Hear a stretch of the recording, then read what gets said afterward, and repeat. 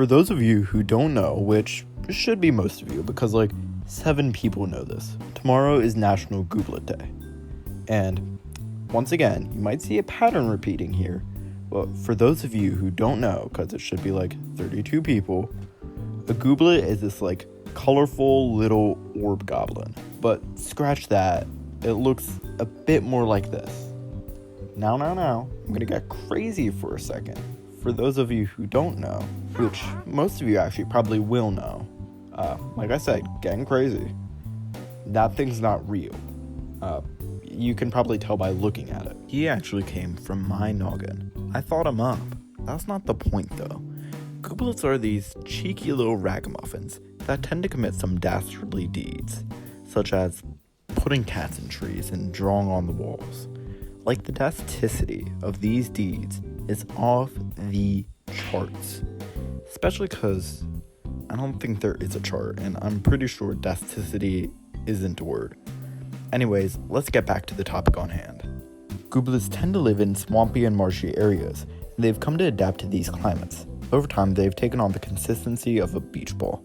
They're very lightweight, bouncy, and buoyant. Plus, when you look into their mouth, it's like a cavern, and stomach acid, because they'll eat just about anything. They'll also waddle about in these swarms. Oh, not quite that big. That's better.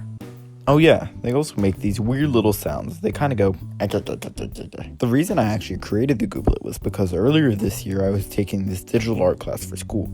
For the first project, we were given a paper and some time to just draw things using the circles on the paper. And one of the things I drew was this funny looking guy.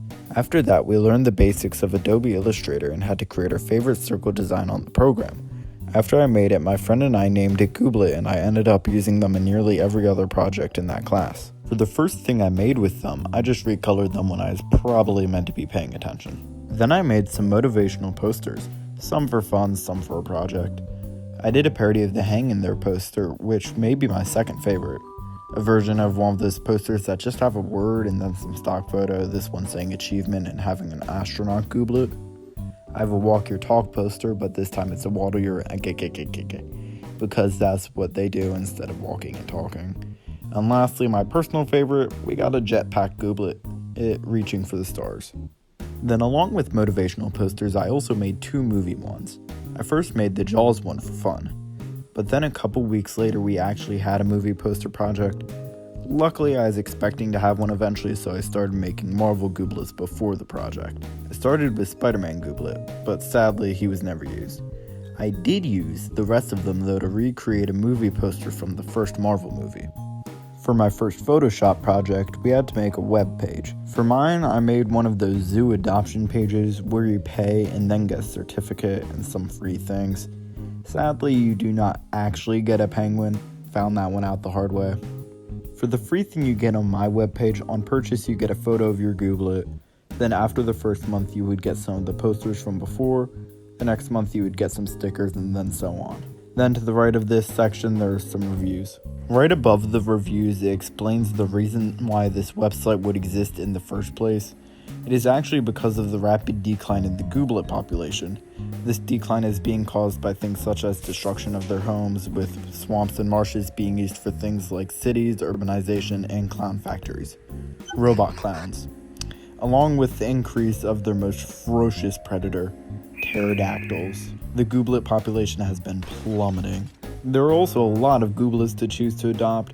The information you're given about them before the adoption is their name, age in years, and their average grumpiness. Grumpiness has a measurement system similar to that of natural disasters such as hurricanes and tornadoes.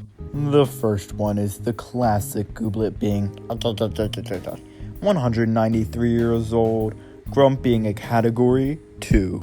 Next is Glorbington, 152-year-old blood red Gooblet and a grump category 3. Personal favorite is next, Mumford the Man, one of the youngest, only being 76, yet still being one of the grumpiest with a category 6. Another one of our fan favorites being Glorbazo, and it seems like they mellow with age because he's 239 and only a grump category 1. And we got... we got Dave as well.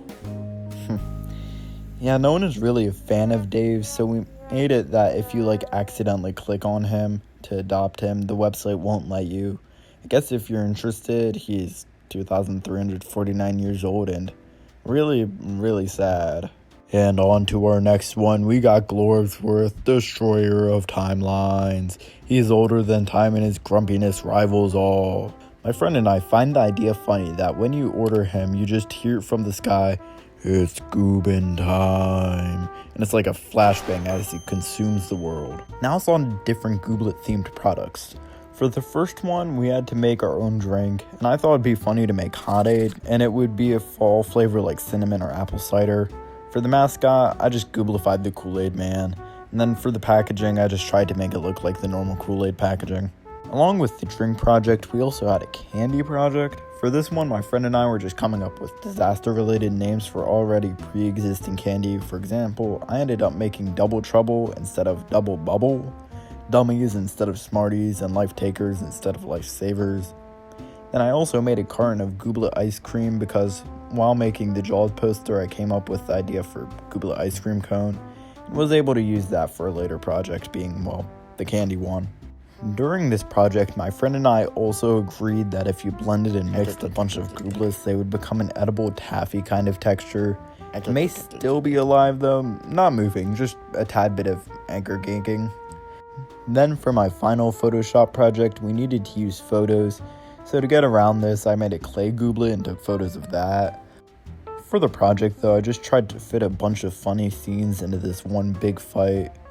On the left, you can see a Gooblimp flying in with reinforcements.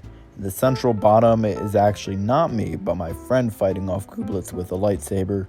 Then to the right of that, once again, not me, but instead it's my dog Sully being used as cavalry for a Puss in Boots version of my friend's cat Theo. As you can see though, Sully is having some difficulties. And lastly, there is a Gooblet trying to claim the Pyramid of Giza by mounting the Gooblet flag on top. But my other dog, Tank, is keeping at bay. Just in real life, last time I checked, Tank is neither the sun or a god. Also, he has a body. Once again, I also don't know if I have ever actually checked if he's the sun or god. So, guess you never know. Now that I've gone over all Gooblet-related projects and history, I feel like I should explain the symbolism and importance behind choosing February 5th for National Gooblet Day. First, it was going to be January 6th for no apparent reason besides we wanted it to be that date, but then I wasn't prepared for Gooblet Day and we realized it's a bad idea to have it so soon after Christmas and New Year's. After that, we decided to move it to February 5th for multiple reasons. The first reason is February 5th was the day that the asteroid Typhon was discovered. In Greek mythology, Typhon is the name of the most dangerous monster as well as a Titan god. After that, we were curious about the other national days on February 5th. We found out it was National Disaster Day, which really just solidified the date. It's also National Shower with a Friend Day on the 5th. Doesn't relate to Gooblets, just thought I'd mention it. That's about all for this video. I hope you enjoyed it.